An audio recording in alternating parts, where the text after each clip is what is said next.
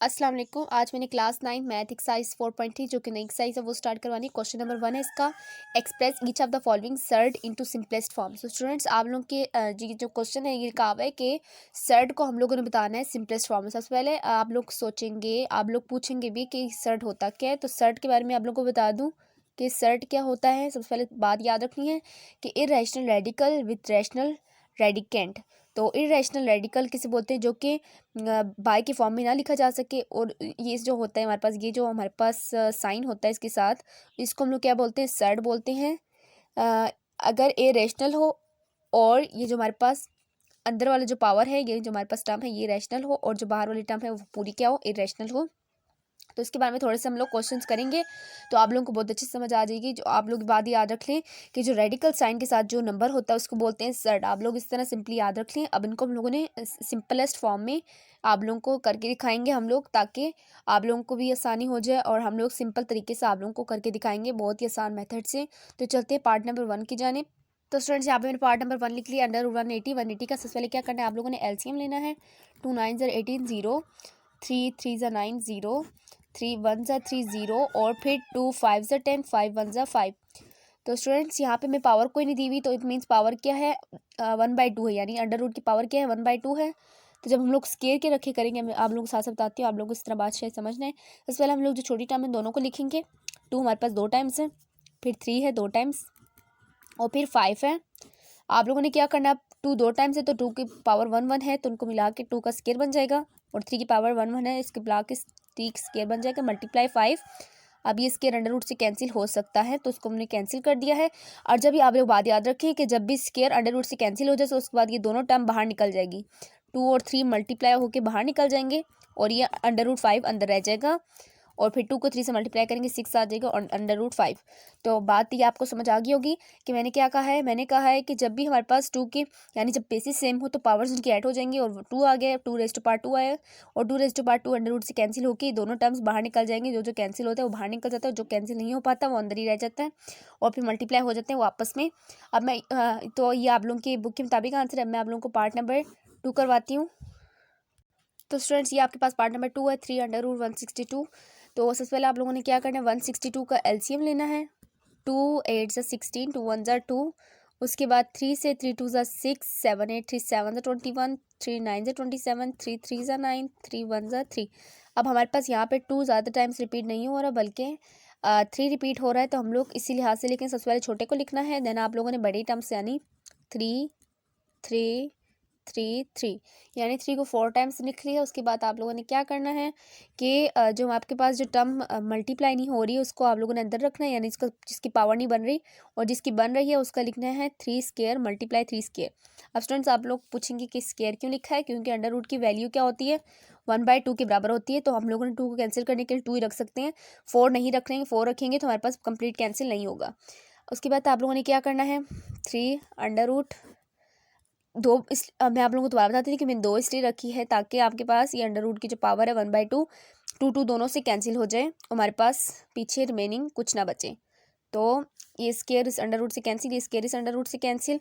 तो जो कैंसिल हो गए उन टर्म को हम बाहर नोट करेंगे। तो ये देख लीजिए, ये एक 3 ये वाला था, और ये 2 3 हमने अंदर से वो बाहर शिफ्ट किए हैं। 3 3 ज़ा 9, 9 3 ज़ा मल्टीप्लाई करके 27 अंडर रूट 2 आ जाएगा। तो स्टूडेंट्स, ये आप लोगों का आंसर है।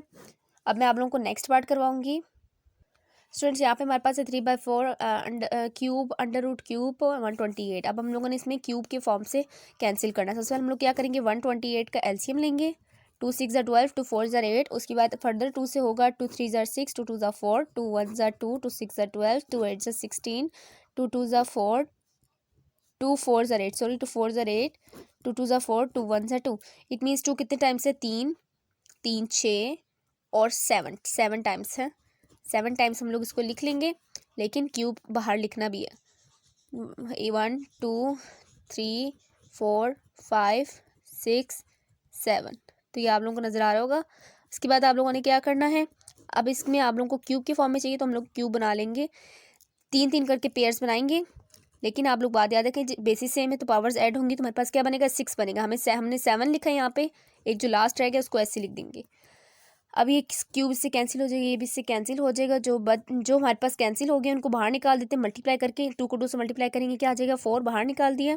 और अंडर रूट 2 का क्यूब बच गया अंदर, क्योंकि यहाँ पे एक 2 कैंसिल नहीं हुआ था, 2 की पावर थी नहीं, तो इसलिए हमने कैंसिल भी नहीं किया था। 4 से कैंसिल हो जाएगा, 3 अंडर रूट 2 क्यूब बच जाएगा। और ये आपका आंसर है। इससे आगे हम सिंप्लीफाई नहीं कर सकते। अब मैं आप लोगों को इसी क्वेश्चन का लास्ट पार्ट करवाऊंगी।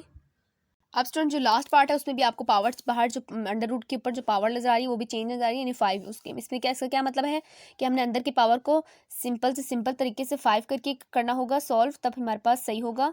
तो अब हम लोग करते हैं क्वेश्चन को। तो उसके बाद हम लोगों ने सबसे पहले क्या करेंगे कि हम लोग सबसे पहले 96 का हम लोगों ने वो बनाने एलसीएम लेना है 96 का।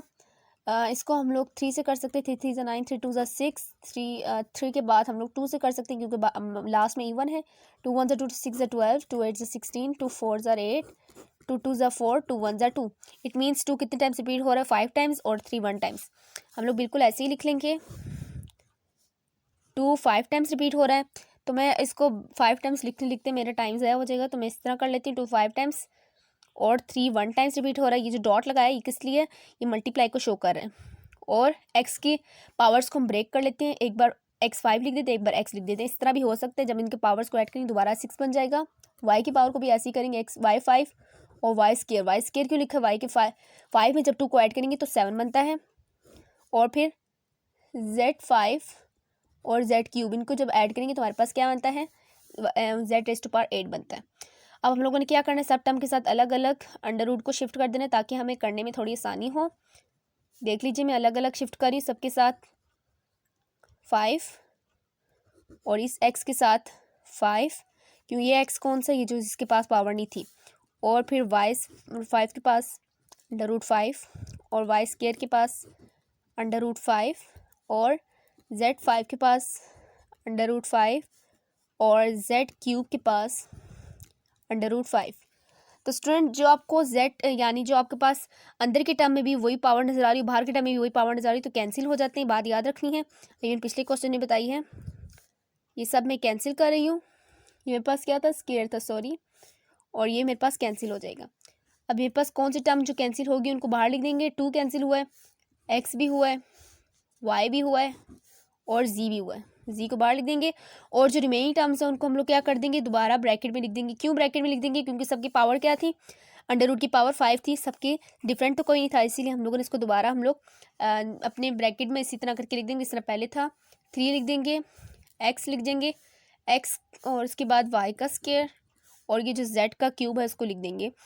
सबकी आप अगर पावर देखें ब्रैकेट अंडर रूट के ऊपर तो 5 थी, इसलिए हम लोगों ने इनको एक ब्रैकेट में करके लिख दिया, क्योंकि 3 की भी अंडर रूट 3 की भी पावर बाहर 5 थी, इसीलिए हम लोगों ने इनको एक ही ब्रैकेट में दोबारा से कंबाइन कर लिया है।